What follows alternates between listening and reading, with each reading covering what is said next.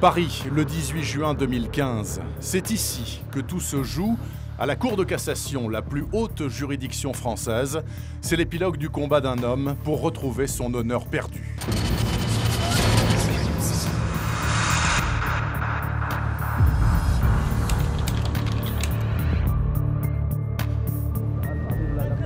Il s'appelle Raphaël Maillan. C'est un quadragénaire meurtri et en colère. Il a été condamné pour le meurtre d'une jeune femme il y a 20 ans. Depuis des années, ce maître nageur se bat parce que, dit-il, ce crime, il ne l'a pas commis. Je suis confiant, mais c'est un état de stress. Ça fait 24 ans que j'attends, donc vous comprenez bien que c'est un moment très important dans ma vie. Je crois que c'est le moment le plus important de ma vie.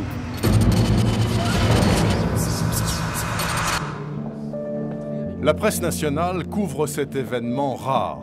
Depuis 1945, seulement 11 cas d'erreurs judiciaires ont été reconnus en matière d'affaires criminelles. Merci.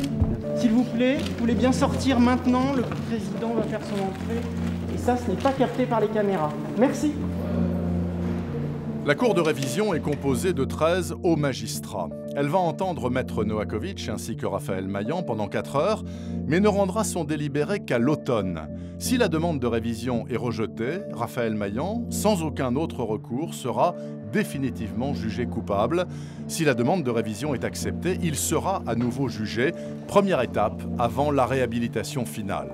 J'en sors avec une certaine sérénité, parce que j'ai trouvé ces hauts magistrats extrêmement attentifs, extrêmement scrupuleux, et je suis persuadée qu'ils vont rendre leur décision vraiment en toute sérénité. Vous avez supplié les magistrats de vous accorder ça? Oui, cette supplication, elle est franche. Je dois tourner la page, j'avais 24 ans de calvaire. Il faut que ça s'arrête aujourd'hui, je suis innocent et ça doit être reconnu. La Cour de révision ne rendra sa décision que dans 3 mois. Cela fait 25 ans que Raphaël Maillan se bat pour son innocence, alors qu'aux yeux de la justice, c'est un tueur, meurtrier d'une jeune femme, un crime qu'il a toujours nié avec obstination.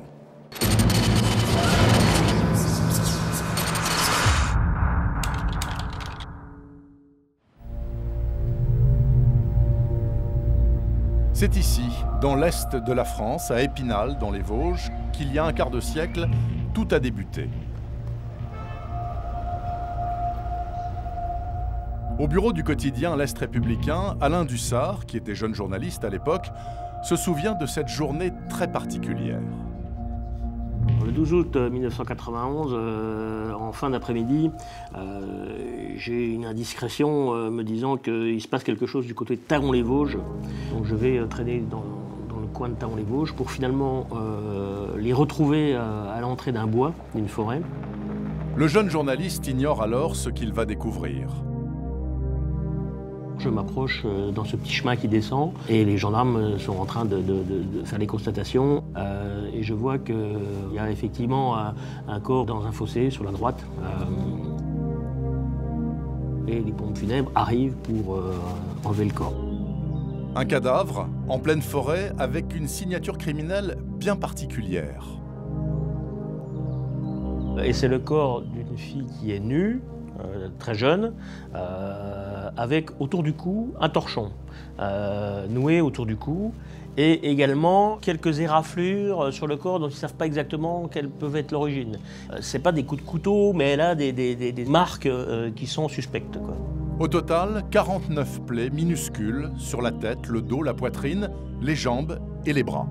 Le corps n'a pas été brûlé, le corps n'a pas été enterré, il a été largué là, et apparemment, c'est semble-t-il pas là qu'a été commis le meurtre.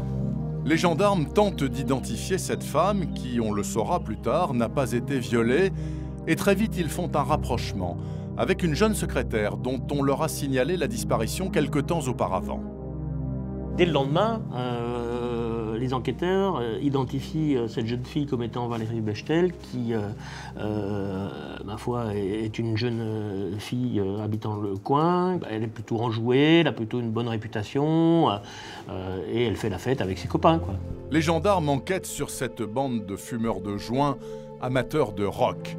2 jeunes sortent du lot, Ralph, le plus grand, et son copain Bello, le plus petit, surnommé la Grenouille, connus tous les deux pour vol et trafic de stupéfiants. C'était Yann Bello et Raphaël Maillan, qui était un ancien petit copain de Valérie Bechtel. Raphaël Maillan, effectivement, a eu des relations avec Valérie Bechtel, et nous savons également que c'est Valérie Bechtel qui l'a quitté.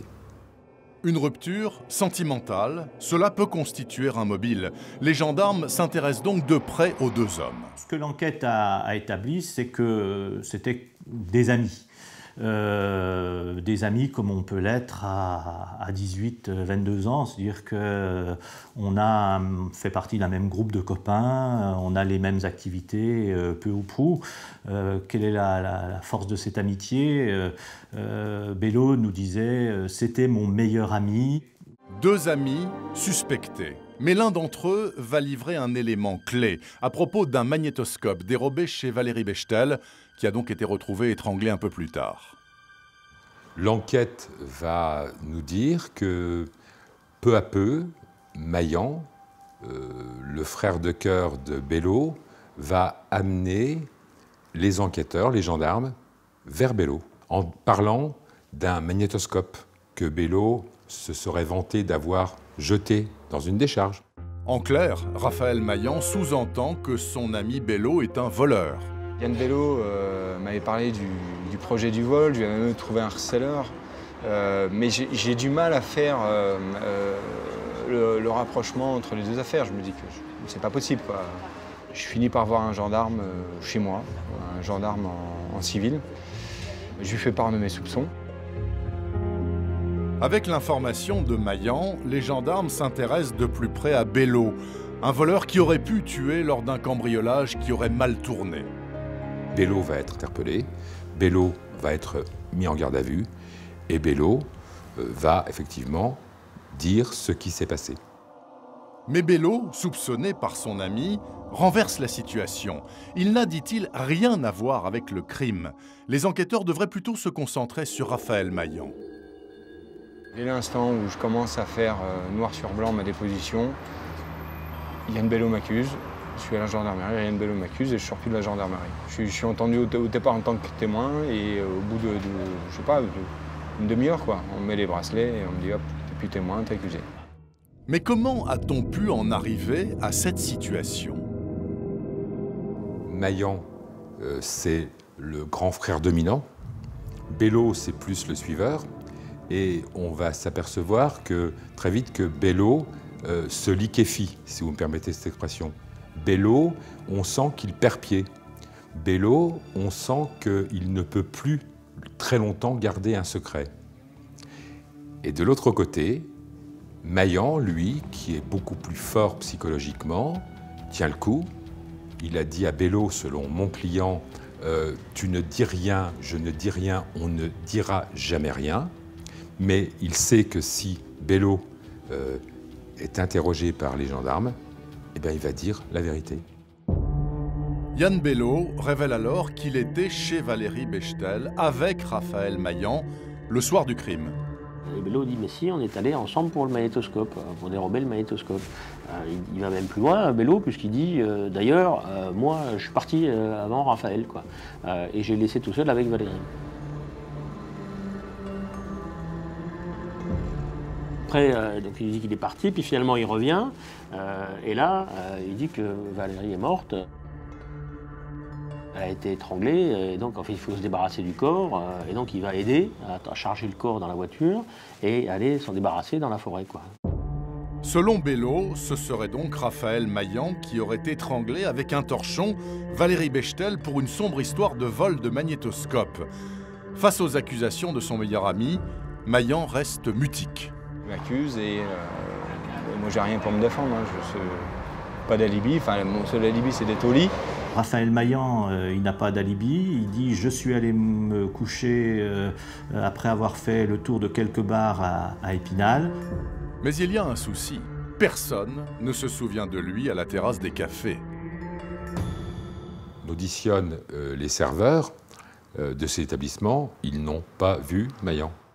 Sans alibi, Raphaël Maillan est donc considéré comme le suspect numéro 1. Là, on sort de 48 heures de garde à vue et il a été mis sur le grill par une vingtaine de gendarmes qui travaillent depuis 2 mois en cellule d'enquête. On amène l'auteur du crime de Valérie Bechtel, on le ramène sur un plateau, quoi. Après les interrogatoires, chacun campe sur ses positions. C'est l'impasse. Seule solution pour en sortir, que les 2 hommes se confrontent devant le juge d'instruction. Ce sera au magistrat de dire lequel des 2 est le menteur, lequel des 2 est le tueur.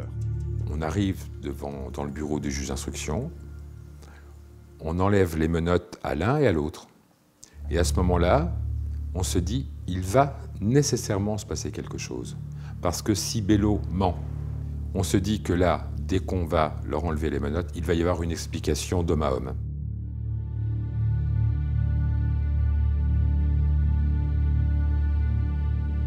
Que croyez-vous qu'il va se passer? Rien, du côté de Maillan. Une absence de réaction de la part de Maillan qui pose question. Depuis les accusations à la gendarmerie, je ne lui ai jamais adressé la parole. Il ne fait que confirmer ses mensonges, ses contradictions depuis le départ. Et du coup, je suis encore spectateur. Voilà.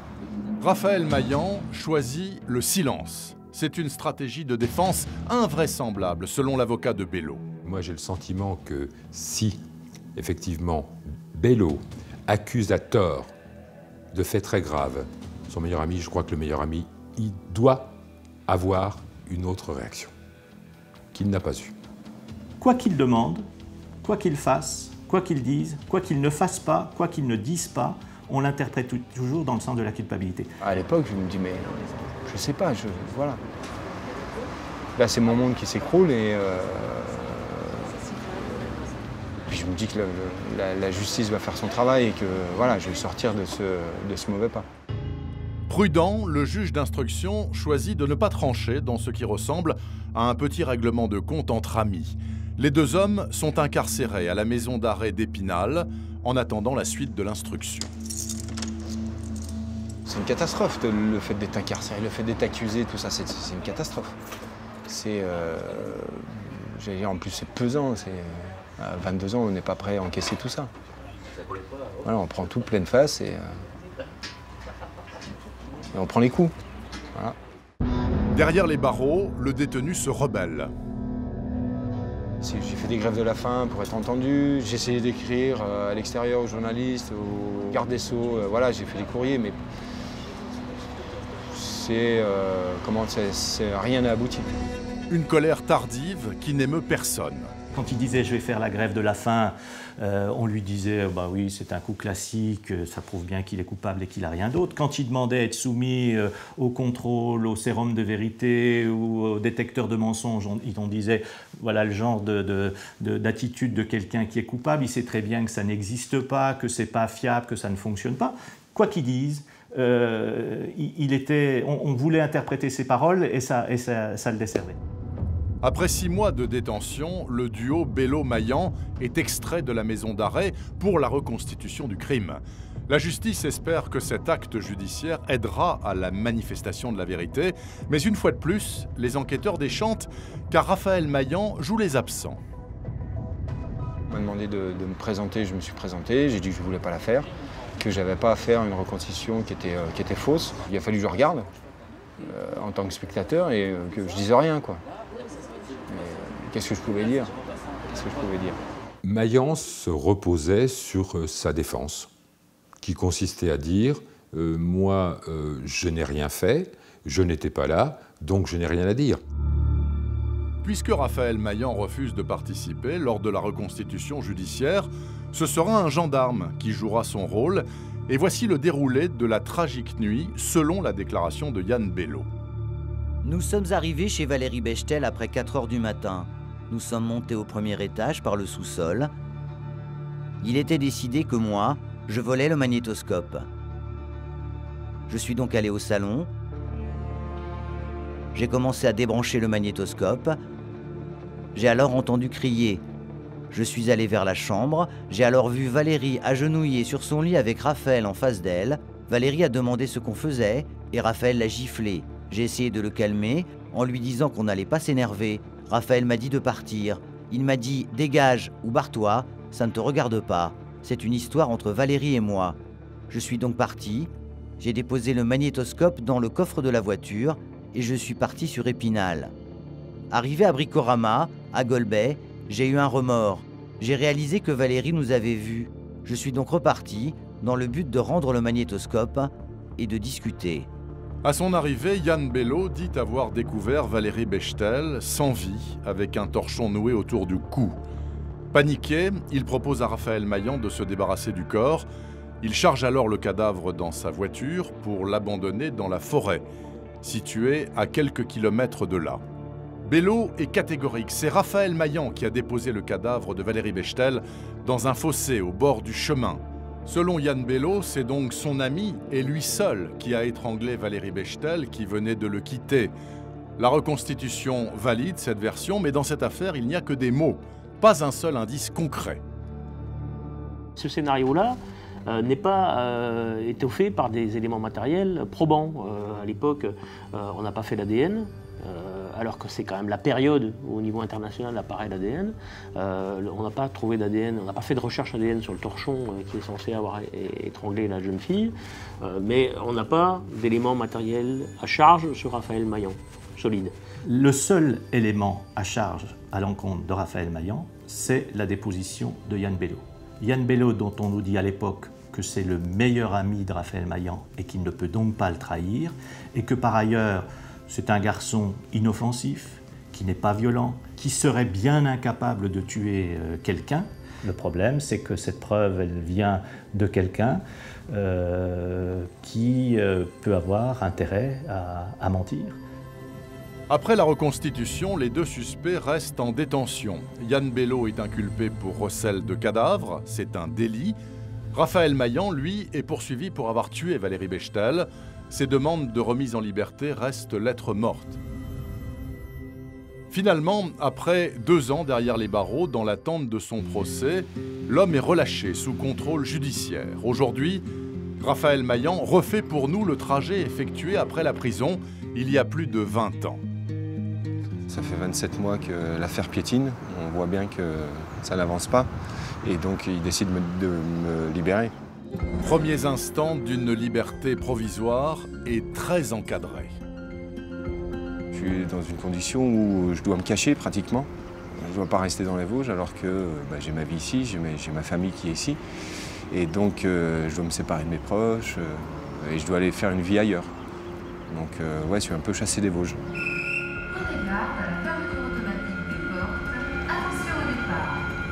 Afin de rester proche de sa famille, Raphaël Maillan décide donc de partir vivre à Nancy dans l'attente de son procès. C'est une parenthèse enchantée avant l'audience, un peu de légèreté avant la catastrophe. Merci. Mon sentiment de l'époque, une fois que je suis libéré, c'est que l'affaire va se décanter et je pense à aucun moment une condamnation.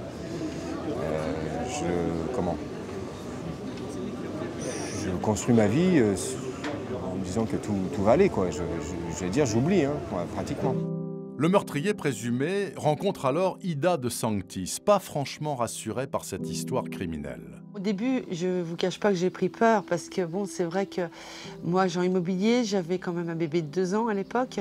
Et puis petit à petit, on a appris à se connaître, à approfondir les liens. Et puis ces faits et gestes, on voyait que c'était quelqu'un qui était gentil, qui avait du cœur, qui faisait pas mal à une mouche. Je voyais par rapport à son comportement vis-à-vis de mon gamin aussi. Il s'en est occupé comme un papa s'occupe de son fils. C'est une période calme et heureuse au cours de laquelle Ida et Raphaël vont avoir un enfant. À l'arrivée d'Amandine, ça a été que du bonheur pour les deux. Ça a solidifié, si vous voulez, notre union. On était en famille, on avait cette petite, il avait un travail, j'avais un travail, on vivait tout en harmonie. Et c'était le plus beau jour de notre vie, quoi. L'arrivée de la petite, c'était le plus beau jour de notre vie. Une vie nouvelle, loin des tourments, loin des accusations, de la prison et des interrogatoires. Cette petite a pris tellement une majeure partie de notre vie que le procès était devenu en second plan. On était partis confiants parce que le fait qu'il ait un avocat, on s'est dit, bon, ben, l'avocat a les cartes en main, il est libre parce qu'il n'y a pas assez de preuves contre lui pour qu'il retourne en prison. Donc on a fait confiance à la justice, on a fait confiance à l'avocat parce qu'on était jeunes à l'époque. Une insouciance qui prend fin car Raphaël Maillan doit comparaître aux assises. J'ai laissé partir, mais un peu avec une douleur au ventre, parce que bon, bah, c'est sûr que je l'ai vu embrasser sa fille, les derniers instants d'embrasser sa fille, qui est très dur. Qui est très dur. Et puis après, j'ai pas voulu l'accompagner. C'est son papa qui l'a emmené. Et je l'observais au loin.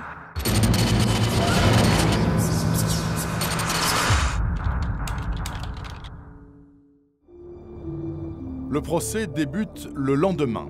Aux yeux de la justice, Raphaël Maillan est un meurtrier présumé. Libre, il doit donc se constituer prisonnier la veille de l'audience, et c'est son père qui choisit de l'accompagner. Une déchirure pour cet homme. Quand il a fallu que je l'amène en prison, j'en étais malade. Hein. J'ai monté là-haut, j'ai dit c'est pas possible, tu l'amènes à l'échafaud. Là.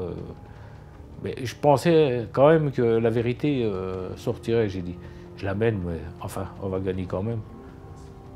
Mais ça fait mal hein, d'amener son enfant à l'échafaud, comme on pourrait dire. C'est triste. Le 12 mars 1997, c'est le procès. Les meilleurs amis devenus les pires ennemis. La complicité d'hier se métamorphose en haine. 18 ans plus tard, Raphaël Maillan a accepté de revenir sur les lieux afin de comprendre le déroulé de cette audience cruciale. Même si le temps a passé, même si le tribunal a été modernisé, l'homme reste bouleversé. Sa comparution aux assises continue de le hanter.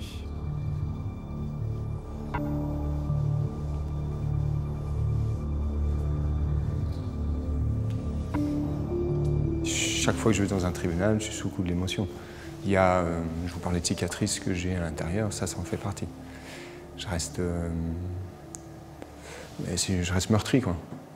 Voilà.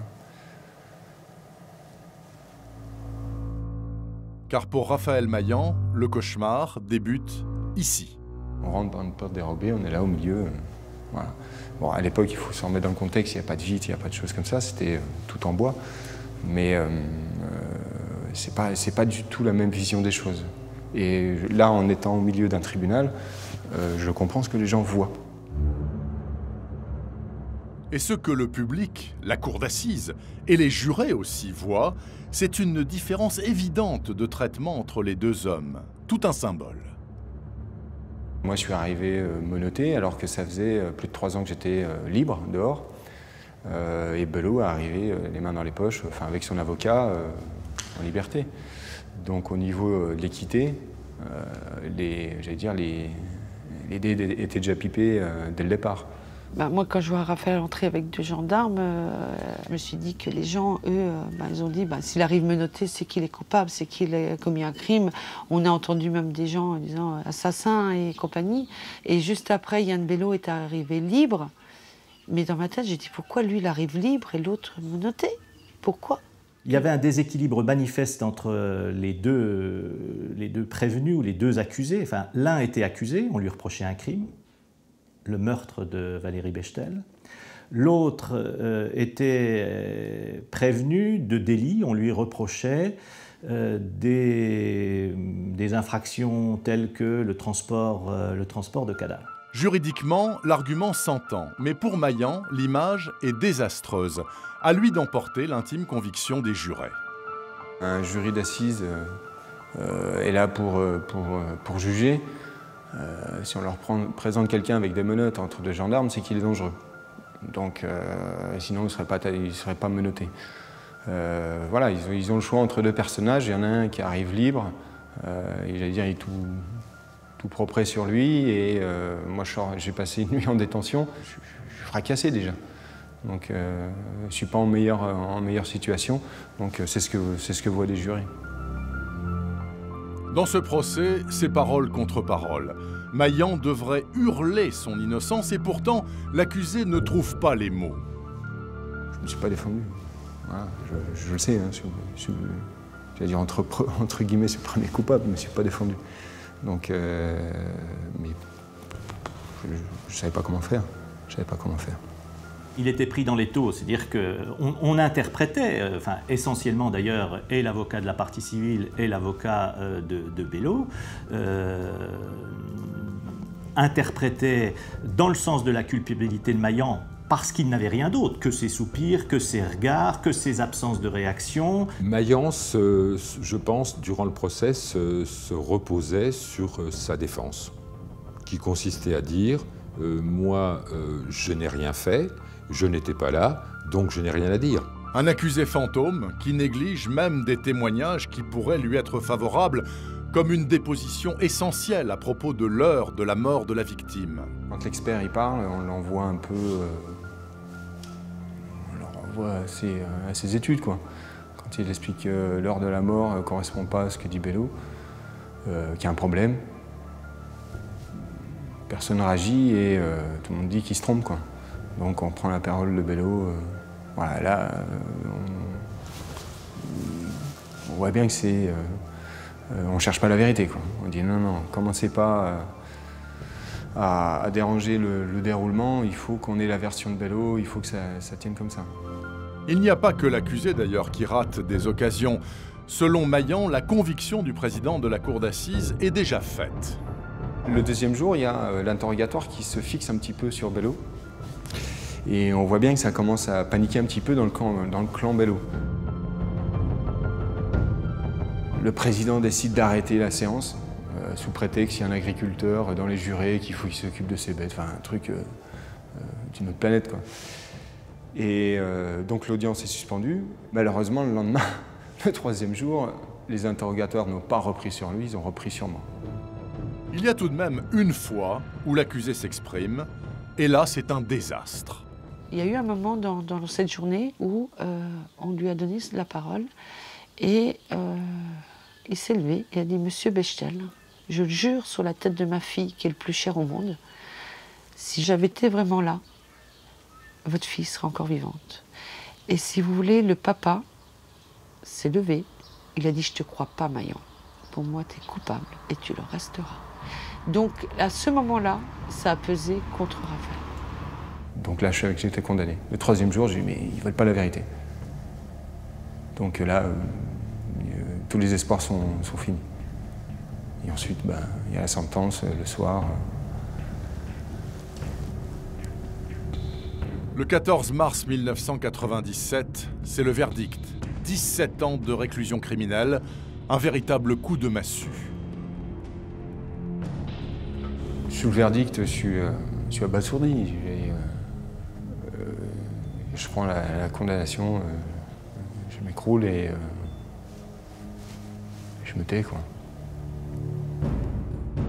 Dans le box, l'accusé est complètement tétanisé. Quand on voit l'annonce, on se rend compte de l'énormité, mais c'est surtout le poids de l'accusation qui est pesant. On dit, mais j'étais accusé d'un meurtre que je n'ai pas commis, comment c'est possible? Ça, c'est catastrophique.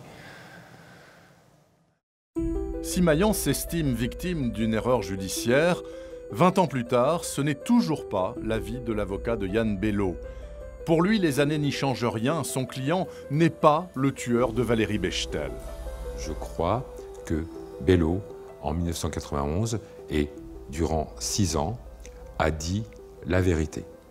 Alors, il se trouve que cette vérité accuse son meilleur ami, mais je dirais que ça, c'est plus le problème de l'avocat de Yann Bello. C'est simplement le problème de la justice. Et la justice, à l'issue quand même d'un procès également équitable, a dit « oui, nous considérons que Maillan est coupable du meurtre de Valérie Bechtel ». Aux yeux de tous, à présent, Maillan est un meurtrier. C'est lui qui a étranglé une jeune femme avec un torchon et qui a abandonné son corps dans une forêt. Pour Maillan, c'est la descente aux enfers, la solitude, l'enfermement. Je sais que je dois faire mes années. je suis plus du tout confiant. Hein. Je sais que je suis parti pour un long parcours. La justice a brisé un homme, a brisé des enfants, a brisé une femme, une vie de famille. La maman de Raphaël en est morte à cause de ça, parce que on lui a pris son fils, on a pris le cœur de son fils. On l'a traîné, on l'a sali, on l'a traîné dans la boue. En prison, Mayan est un détenu modèle. Il lit, il fait du sport pour oublier. Son seul bonheur, c'est sa famille, et notamment Amandine, sa petite fille, aujourd'hui âgée de 20 ans, qui a découvert son père derrière les barreaux. Quand je me fais condamner et incarcérer, Amandine a 9 mois. C'est encore c'est un bébé. Et du coup, elle a presque un papa parloir, quoi. Elle connaît son papa au parloir au fil des années. Elle me découvre, j'allais dire, chaque semaine dans un parloir pendant 1 heure. Elle me découvre par les courriers, par les dessins, par tout ça. Elle vivait par rapport à ce que moi je lui inculquais. On va voir papa. Elle s'empressait de faire des dessins, un petit gâteau. Tiens, on emmène ça à papa. Ça va lui faire plaisir. Elle était toujours, c'est très fusionnel. Père et fils ont toujours été très fusionnels. Au parloir, elle était toujours sur ses genoux, toujours à lui faire des bisous et compagnie. Pour moi, ça paraissait normal d'aller au parloir toutes les semaines pour aller voir mon père. Sauf qu'à un moment, quand j'ai commencé à grandir et comprendre vraiment les choses, c'est là que j'ai ressenti des douleurs. Ça nous a gâché une bonne partie de notre vie familiale, ou même moi, mon enfance. J'ai pas eu mon papa toute mon enfance, chose qui a été très difficile à vivre au quotidien, parce que j'avais besoin de la présence de mon père. Oui, c'est vrai que c'est pas évident. À ce moment de sa vie, avec une famille brisée, l'homme a tout perdu.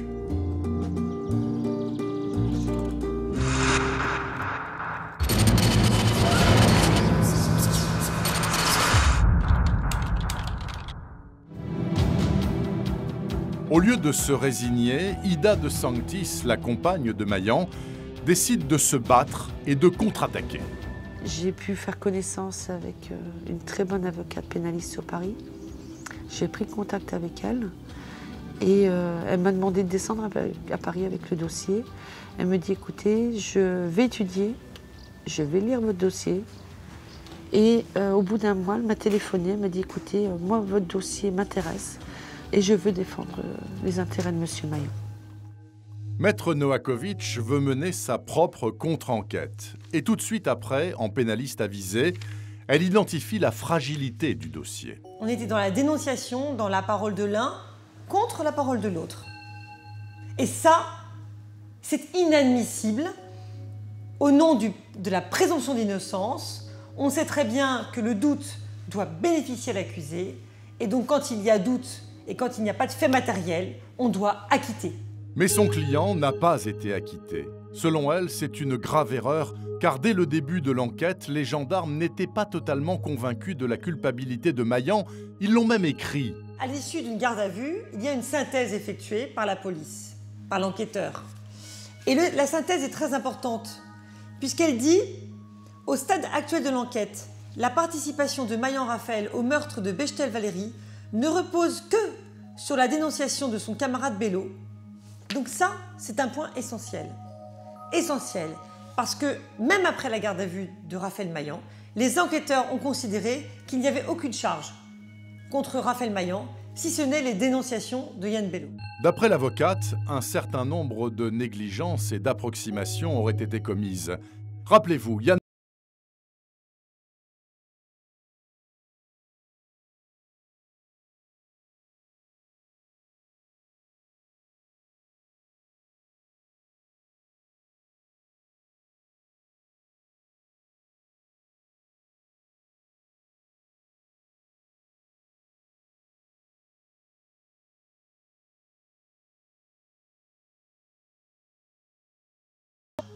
et vérifier sa version. Est-ce que dans le cas de sa version, il était possible ou non que Raphaël Mayan fût présent sur les lieux? Eh bien, non. Ça n'était pas possible. Or, tout le monde s'est engouffré dans cette version d'absence d'alibi à minuit, dans cette version du fait que M. Mayan, forcément, a été réveillé par M. Bello qui est venu le chercher. Ça ne tient pas une seconde. Une seconde si on fait le minimum de chronométrage. Autre bizarrerie, les deux rapports du légiste qui ne disent pas la même chose.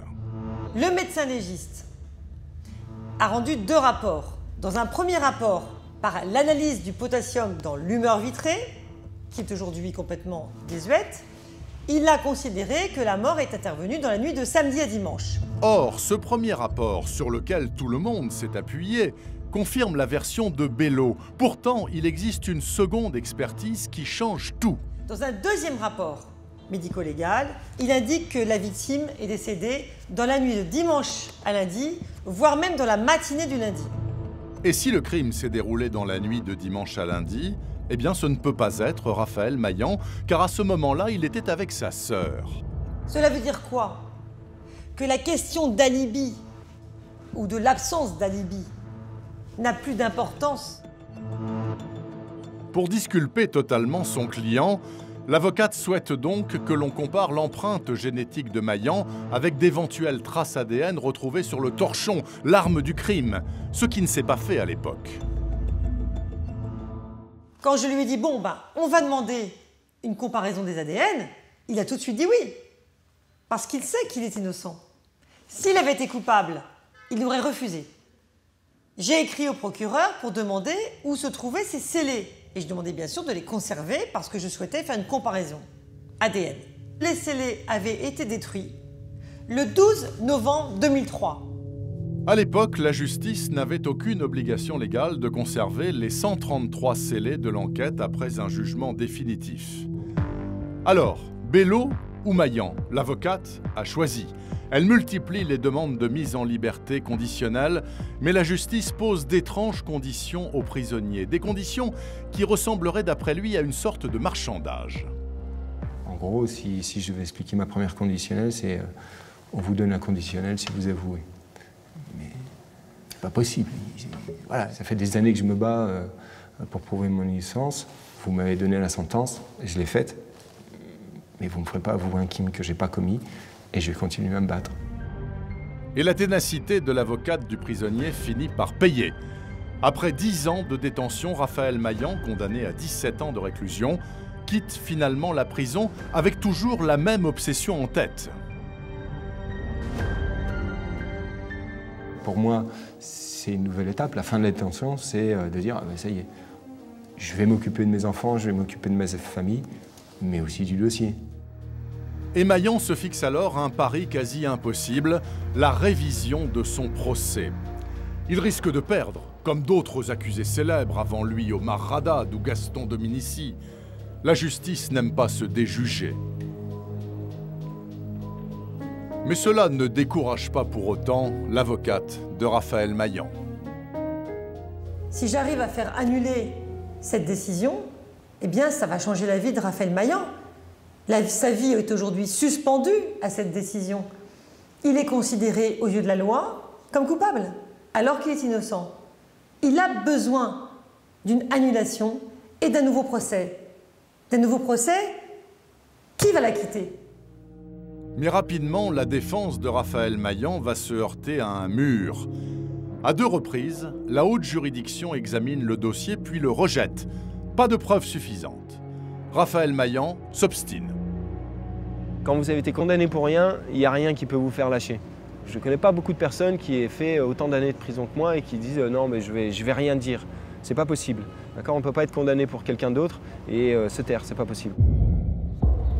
La Rochelle, nous sommes le 18 juillet 2011. En cette journée estivale, un crime a été commis. Dans cet immeuble précisément. Charlène, une aide-soignante de 23 ans, a été violée et tuée. Son corps est retrouvé en fin d'après-midi. Le meurtrier est interpellé et écroué. Le lendemain, l'information circule dans la presse, bien sûr, et notamment jusqu'à la rédaction de l'Est républicain. Alors le 19 juillet 2011, je découvre sur les téléscripteurs qu'une jeune fille a été assassinée à La Rochelle. Mon regard est un peu attiré, puis je vois que l'auteur a été présenté au parquet, Yann Bello. Alors là, je tombe de ma chaise. Je prends mon téléphone, j'appelle Sylvie Novakovic, l'avocate de Maillan, en disant « Sylvie, il y a un truc dingue ». Ma réaction immédiate, vous pouvez l'imaginer. Vous pouvez l'imaginer. J'ai immédiatement appelé Raphaël Maillan pour lui annoncer cette triste nouvelle. Ma première réaction, c'est de dire il a recommencé. Voilà, j'ai dit mais c'est pas possible. Ils l'ont laissé faire, il a recommencé. Après l'affaire des Vosges, Yann Bello a quitté l'Est de la France pour venir s'installer ici, à La Rochelle, en Charente-Maritime. Chaque soir, il travaille dans un restaurant. Il est devenu cuisinier. L'homme de 44 ans connaît de graves problèmes financiers, mais aussi des problèmes personnels. Après s'être marié avec Charlène, avec qui d'ailleurs il a eu un enfant, le Vosgien doit affronter un divorce, une séparation qu'il noie dans l'alcool. Les belles années ont passé et malheureusement, comme dans beaucoup de couples, le quotidien refait vite surface avec les problèmes du quotidien, le loyer, les dettes. M. Bello avait des soucis de consommation alcoolique que Charlène ignorait quand elle l'a rencontré.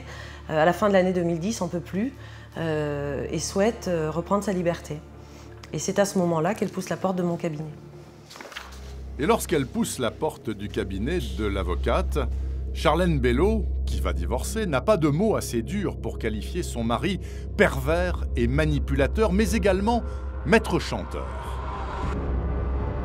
Pendant leur vie commune, ils avaient effectivement fait un certain nombre de photos intimes dont il n'a pas hésité une seule seconde à se servir à l'égard de Charlène pour lui indiquer que si jamais elle entamait une procédure de séparation, non seulement elle ne reverrait plus son fils, chantage affectif, mais également elle n'aurait plus de travail puisqu'il s'empresserait de diffuser l'ensemble de ses photos. Le 18 juillet 2011, à La Rochelle, Yann Bello revoit une dernière fois Charlène pour régler les ultimes problèmes financiers de leur séparation. Le drame éclate, Bello ne supporte pas la rupture. Charlène ne ressortira jamais vivante de l'appartement. Les policiers, avec leurs investigations, vont découvrir un corps massacré. Massacré, je crois, est le mot, puisque le visage de Charlène est défiguré par les coups, par les bleus, par le sang. Elle a de nombreuses plaies à la tête, de nombreux hématomes sur le visage, sur tout le corps. Et surtout, ils vont découvrir des traces de strangulation au moyen d'un linge qu'on va retrouver à côté du corps de Charlène. Une façon de tuer que l'on a déjà vue ailleurs, il y a bien longtemps, du côté d'Épinal, dans les Vosges. La façon dont a été tuée Charlène Bello fut la même que la façon dont a été tuée Valérie Bechtel. On a le même mode opératoire. Toutes les deux ont été étranglées à l'aide l'une d'un torchon, l'autre d'une serviette. Mais surtout, on voit des plaies punctiformes sur le corps de Valérie Bechtel, un traumatisme crânien, le corps de Charlène Bello, là encore, lacéré de coups, traumatisme crânien, étranglé, comme je le disais, à l'aide d'une serviette. Tout ça ne fait forcément que corroborer mon combat de plusieurs années. Vous en connaissez beaucoup de personnes qui, à 2 reprises dans une seule vie, va rencontrer cette histoire, une histoire d'étranglement, de victime, d'une ex-petite amie ou ex-femme. C'est impossible. Enfin, c'est tout simplement hallucinant. La coïncidence, bien sûr, semble beaucoup trop troublante. Ceux qui ont connu l'affaire de la Lorraine, ils font le lien entre les deux affaires et pour eux, ça leur paraît évident. Du coup, pour nous aussi. Et on représente un dossier avec les éléments nouveaux d'aujourd'hui. Cette fois-ci, Raphaël Maillan, épaulé par son avocate, est persuadé d'être enfin entendu. Il y a trop de similitudes troublantes, le dossier paraît solide. Mais l'est-il suffisamment ou est-ce un raccourci trop facile? Car selon certains, à y regarder de plus près, l'affaire de La Rochelle où Yann Bello a tué et violé son ex-épouse ne serait pas une copie parfaite du crime des Vosges. Ça, c'est selon l'ancien défenseur du meilleur ennemi de Maillan. Venir nous dire, voyez bien, regardez, serviette égale torchon, torchon, voilà, et on va partir sur un même modus operandi, et voilà. Ça, c'est encore une fois la Cour de révision qui nous dira son sentiment par rapport à ces prétendues similitudes. Je n'en vois pas, pour ma part, autant qu'il en est dit dans les journaux. Autre différence de taille. À La Rochelle, face aux policiers, Bello a avoué le meurtre. Reste enfin la personnalité du cuisinier, décrit aujourd'hui comme machiavélique. Pourtant, il y a 20 ans, les experts psychiatres étaient d'un avis radicalement différent. Et l'on vous dit, à cette époque, on va dire dans les années 92-93, globalement, M. Bello est un être normal, si l'on peut employer cette expression. Il n'a pas tendance à la fabulation et ses propos sont crédibles. Crédibles, ça ne veut pas dire qu'ils sont véridiques. Ses propos sont crédibles. Voilà ce que l'on va dire à cette époque. Et puis soudain, haro sur le Baudet, il y a ce terrible drame à La Rochelle, et là, ça devient le diable. Condamné à 25 ans de prison, Bello persiste à dire qu'il n'a pas tué Valérie Bechtel.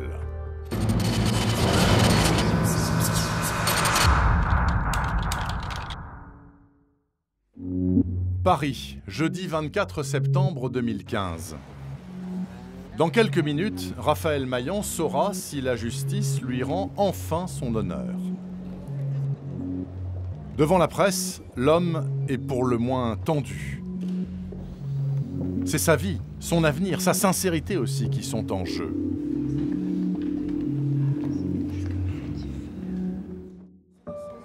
Quelques minutes plus tard, l'homme ressort blême. Sa demande de révision est rejetée. Il ne trouve plus les mots. Voilà, je ne sais pas quoi dire là. Je vais laisser mon avocat parler pour moi. Je préfère garder mes sentiments pour l'instant. Je vous remercie. Il est évident que M. Maillan est extrêmement déçu. Et surtout, on se dit que nous ne sommes pas forcément dans un pays des droits de l'homme. Pour justifier leur décision, les hauts magistrats rappellent que Charlène n'a pas été uniquement tuée avec une serviette, mais aussi à main nue, ce qui ne correspond pas tout à fait à la mort de Valérie Bechtel, étranglée par un torchon il y a 25 ans. Alors que Raphaël Maillan s'éloigne, une autre voix se fait entendre, celle de Maître Welzer, défenseur des parents de la victime. Permettez-moi de penser à la victime, Valérie Bechtel, âgée de 17 ans, qui a été tuée dans des conditions sordides. La famille n'a jamais douté de la culpabilité. Monsieur Maillan a exercé les voies de recours que la loi lui permettait. C'est son droit. La réponse judiciaire est simple. Il n'y a pas de doute sur la culpabilité de monsieur Maillan. Pour la justice française, donc, Raphaël Maillan est définitivement coupable du meurtre de Valérie Bechtel, commis il y a un quart de siècle.